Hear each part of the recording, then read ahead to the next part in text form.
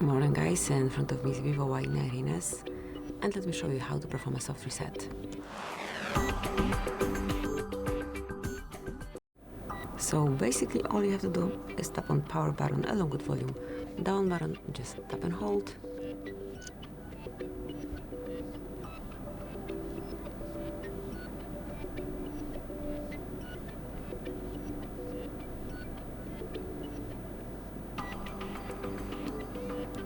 And once you feel a smooth vibration and also see Vivo logo, you can remove both fingers from both buttons and wait till your phone is rebooted.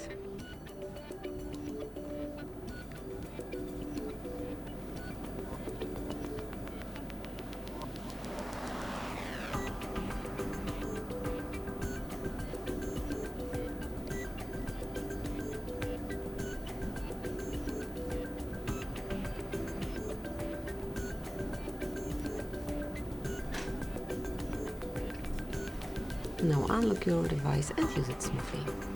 Thank you for watching, please subscribe our channel and leave the thumbs up.